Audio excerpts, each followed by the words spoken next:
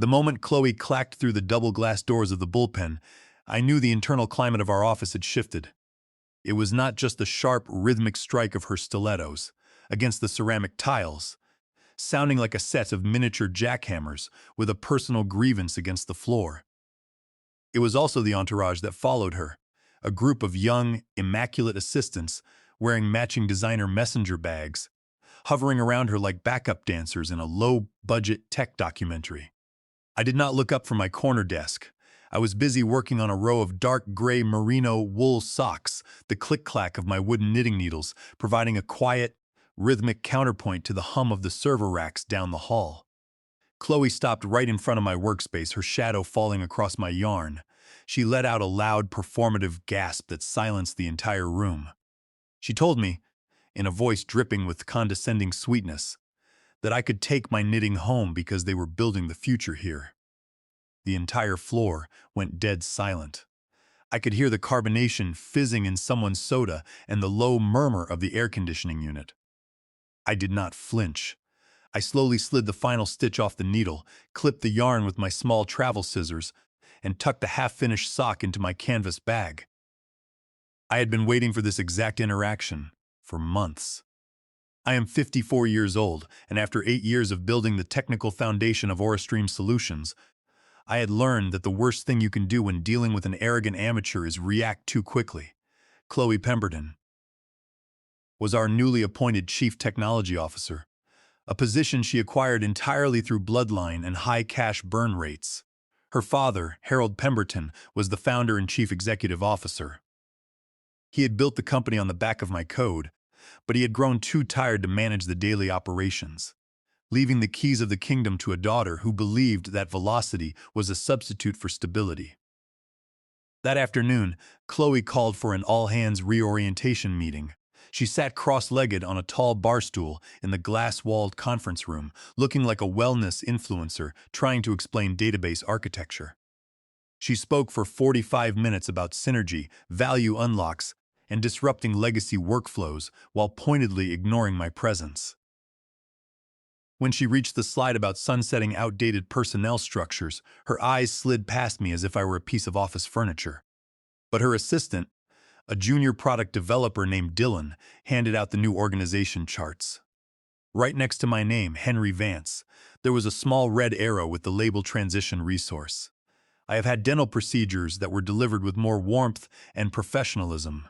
I stayed late that evening. I waited until the cleaning crew arrived, their vacuums humming in the empty hallways.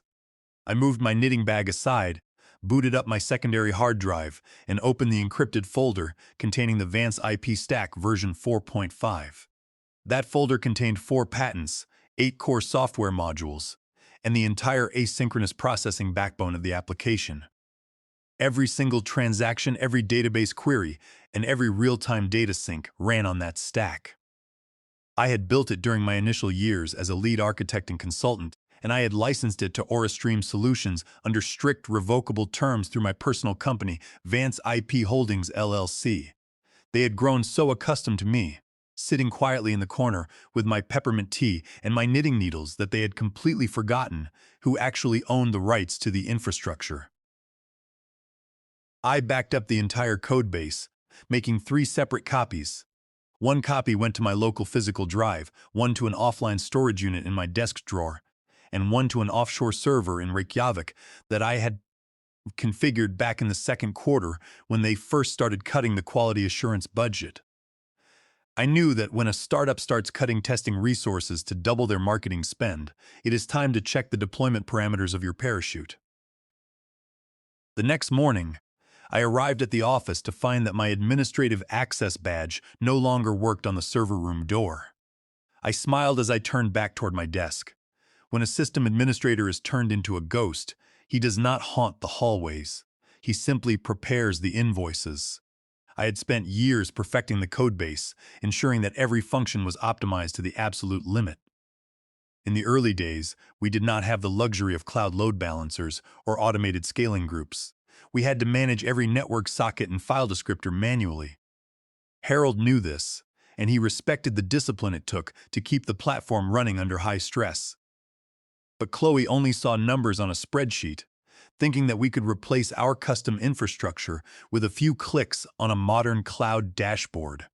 She did not understand that a database is not just a storage box, but a living ecosystem that requires constant maintenance and deep architectural understanding.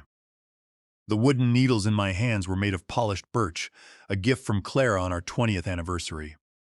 They were smooth, warm to the touch, and had a comforting weight that helped me think through complex synchronization problems. When I was knitting, my mind was free to visualize the thread execution paths and connection pool handshakes in the database backend. It was a meditative practice that had served me well through decades of high-pressure systems administration. Though to Chloe, it was just a sign of retirement and irrelevance. She could not comprehend that intellectual labor does not always look like typing furiously on a mechanical keyboard or shouting in Scrum meetings. My job title was officially changed to Principal Legacy Consultant Emeritus, which is corporate shorthand for keep him around. So he does not file a wrongful termination lawsuit, but do not let him touch anything that connects to the internet. I was stripped of my access to the main deployment pipelines, and my administrative privileges on the repository server were quietly revoked. The private communication channel I had started 8 years ago with 3 junior developers was archived without notice, cutting me off from the daily technical discussions of the team. My Jira dashboard showed 0 tasks assigned, and my email inbox became a desert of automated notifications. A new product lead, an ex-consultant named Justin, who wore cufflinks shaped like digital coins, sent me a cheerful direct message telling me to hang tight while they realigned responsibilities, ending the sentence with a winky face emoji. I had not felt that patronized since my first mechanic explained how a tire iron works. I sat at my new desk, which had been relocated behind a thick structural pillar next to the noisy recycling bin, and reviewed the original consulting agreement I had signed back in the winter of 2019. It was a cold, miserable season, and I had built the first iteration of the event loop on a borrowed laptop in a studio apartment where the radiator sounded like a dying animal. I had survived on instant noodles and cheap tea, but I had insisted on using my own attorney to draft the intellectual property clauses. Clause 17F was very clear. All proprietary modules, utilities, and libraries developed by Henry Vance remained the sole property of Vance IP Holdings LLC, unless a formal transfer of ownership was executed in writing. I had never signed any such transfer. I had only licensed it, and that license required active, periodic renewals. I spent hours analyzing the wording, ensuring that my position was completely protected. The contract was a masterpiece of defensive engineering, designed to survive the transition from a friendly startup to a hostile corporate environment. On Tuesday afternoon, the human resources manager, Rachel, called me into the wellness room, which always smelled of artificial cucumbers and bad news. She offered me a cup of herbal tea, which I declined. She smiled her best professional smile and slid a folder across the table, explaining that the company was offering me a transition package consisting of 9 weeks of severance provided I signed the standard release forms.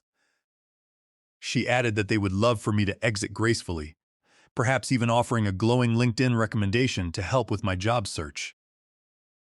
I almost laughed. They wanted me out, but kindly, neatly, like I was a spill on a white tablecloth they could blot out with polite napkins. I opened the folder and read the fine print. Clause 7 was the trap. It stated that the employee relinquished all claims to any intellectual property associated with the company platform.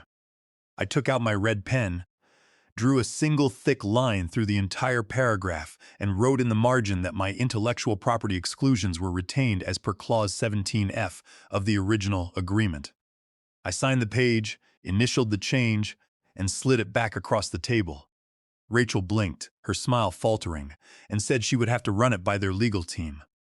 I told her I was happy to wait. An hour later, Chloe accidentally posted a message in the public engineering channel instead of sending a private message to Justin. The message was broadcast to 64 developers. "We need to purge the legacy dead weight. Henry is still here. Why?" The silence that followed was auditing and heavy. I could hear the nervous shifting of chairs across the bullpen. One junior engineer left the channel immediately, and another posted a confused emoji before deleting it.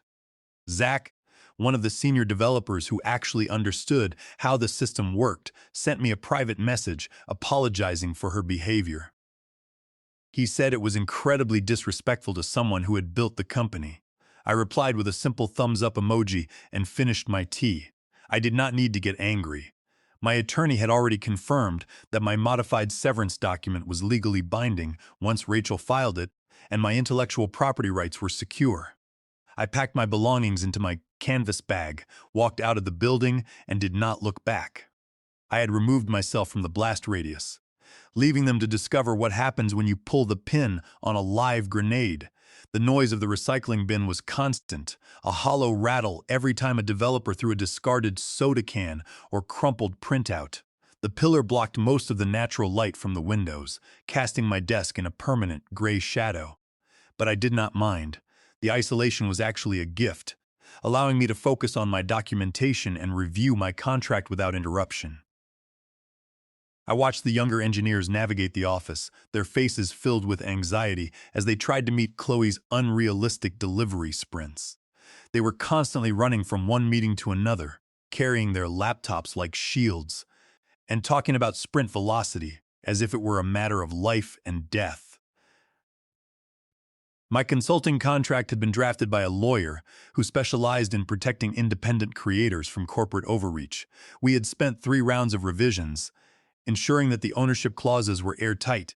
I had seen too many colleagues lose their life's work to predatory startups, and I was determined not to let Aurastream Solutions exploit my labor without fair compensation.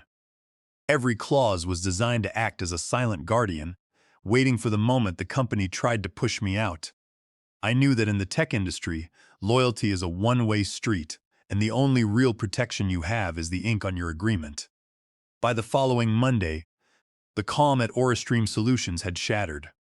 I woke up at 7 in the morning, made a pot of black coffee, and sat on the porch with Clara, enjoying the cool autumn air. My personal phone was silent because I had blocked all corporate numbers, but my email inbox was filling up. Zach sent me a message explaining that the development team had tried to push a new deployment to the staging environment, and the entire pipeline had crashed. The system was behaving like a haunted house, with authentication loops failing and database connections timing out. The main application was throwing database handshake errors that prevented any user logins. The server logs were filled with red exception stacks traces, indicating that the database connection pool had been completely exhausted. A new hire named Owen had tried to optimize the back-end configurations and had deleted a reference to a scheduling utility he did not recognize. He did not know that the utility was part of a custom cron job named Cronug, an old internal joke between me and a developer who now lived in Oregon. Without that script, the automatic rollback failovers during server crashes were completely disabled. The deployments were running straight into a digital wall. Chloe had refused to call me, instead hiring an external team of contractors from Romania and Hyderabad at a cost of $75,000 to resolve the issue. Zach wrote that the offshore developers were staring at my codebase like it was written in an ancient, lost language. One of the team leads had reportedly walked out of a joint Zoom call, stating that the architecture was too complex to modify without the original author. They spent 72 hours attempting to rewrite the event loop, but their changes only introduced more circular dependencies, causing the memory usage to spike and trigger automatic container restarts. During the morning stand-up meeting, Justin, the new product manager, asked where the core event validation schema was located. There was a long, awkward silence before Zach explained that the schema was not hosted on the company network.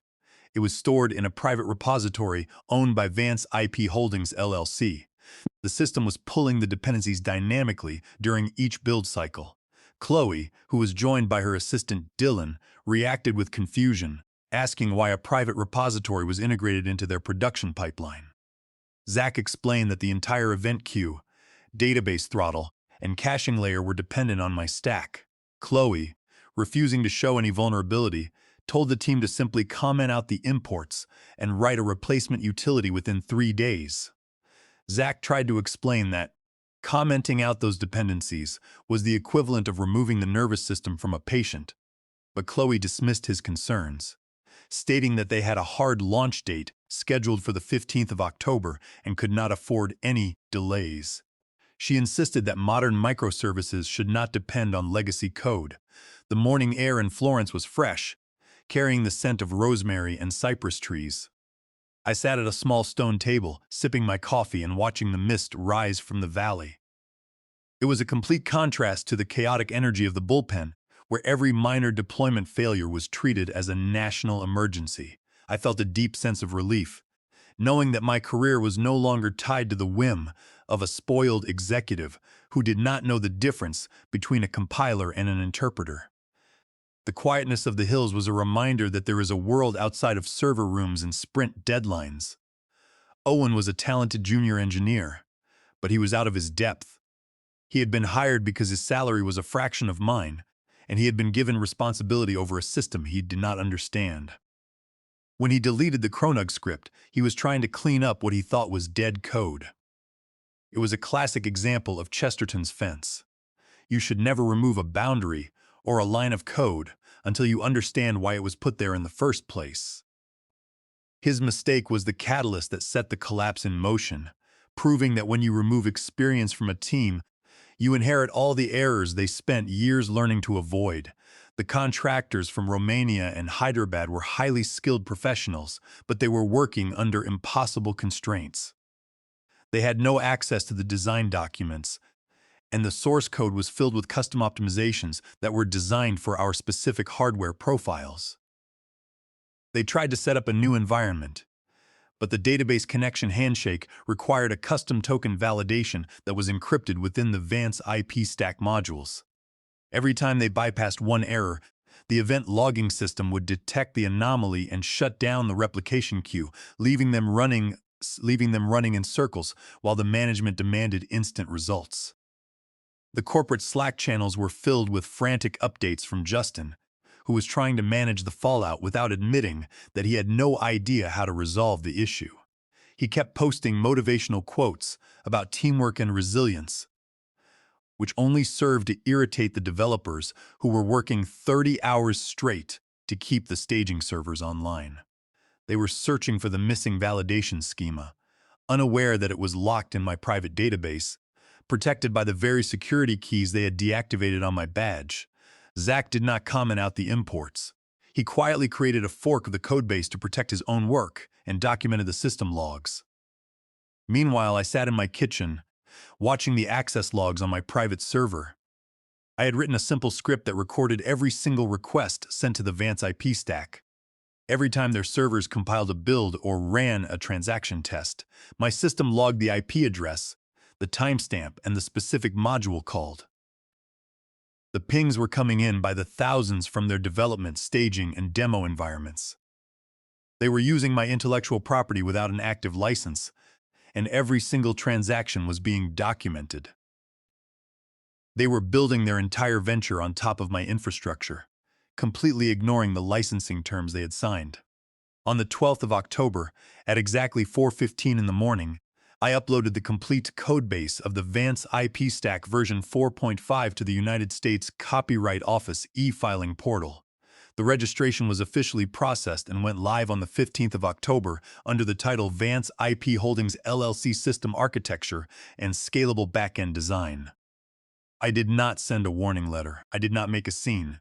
I simply updated the terms of service on my company website to state that all external usage of my registered modules required an active licensing agreement, with automated tracking in place. I had established a clear, public, and legally binding record of my ownership before their launch. Launch day arrived on the 15th of October. The company hosted a massive live stream event, renting a trendy co-working space downtown with brick walls and bright studio lighting. Chloe walked onto the stage in white sneakers and a designer blazer, pitching the new platform to investors as a revolutionary, cloud-native backend built entirely from the ground up. The demo worked, though there was a noticeable lag in the payment processing queue. At exactly 11:45 in the morning, 5 minutes after the live stream ended, my automated billing system sent the first invoice to their accounting department. It was a formal first-quarter license fee invoice for $245,500, detailing their server calls and usage hours. Bradley, the legal director for Aurastream Solutions, received the invoice and immediately flagged it, forwarding the email to Chloe and the chief financial officer. Chloe sent a brief reply telling him to ignore it, claiming they had removed my code weeks ago. But Zach replied to the entire thread, attaching screenshots of the live system logs and the deployment configuration, showing active imports of my modules during the launch demo. He wrote that they were running their production platform on unlicensed, copyrighted code. The invoice was not spam, and they were officially in violation of federal law. He pointed out that every transaction they processed during the launch was directly calling my registered modules, making them liable for statutory damages. The co-working space was decorated with neon signs and potted ferns, a superficial attempt to create an atmosphere of innovation and creativity. But beneath the polished wood and designer lighting, the infrastructure was crumbling. The live stream was delayed by 15 minutes because their media server kept losing connections, a problem that could have been resolved in seconds if they had access to my network routing modules. I watched the stream on my secondary monitor, smiling at the contrast between their bold claims and their struggling back end. Chloe was gesturing wildly on stage, unaware that the system was running on a temporary loop. My e-filing submission was accompanied by a detailed technical manual that documented every library, API endpoint, and event handler in the stack.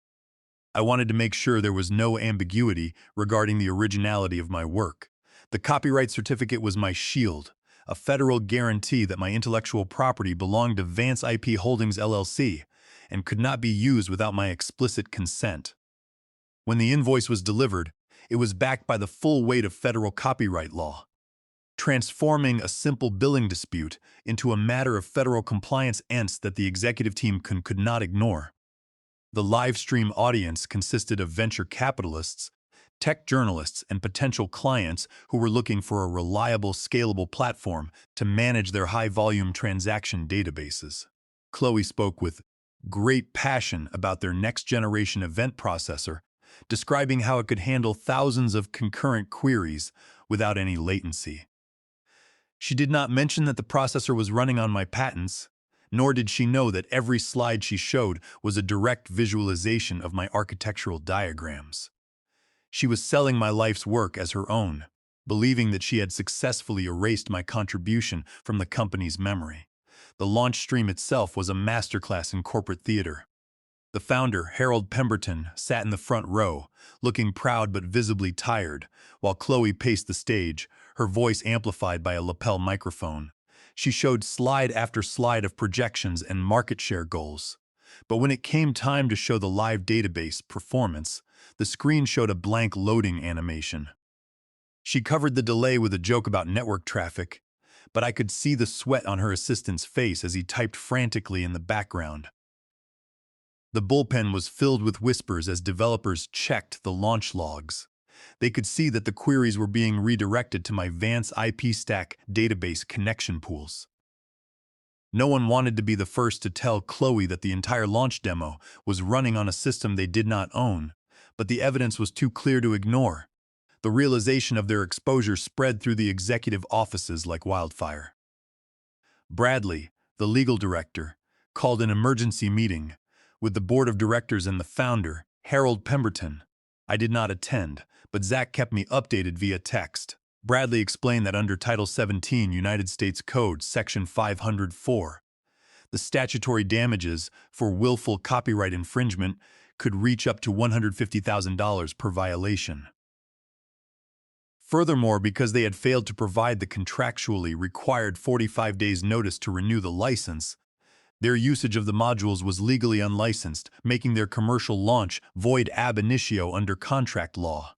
The entire contract was effectively invalid, and they had no legal right to run their system.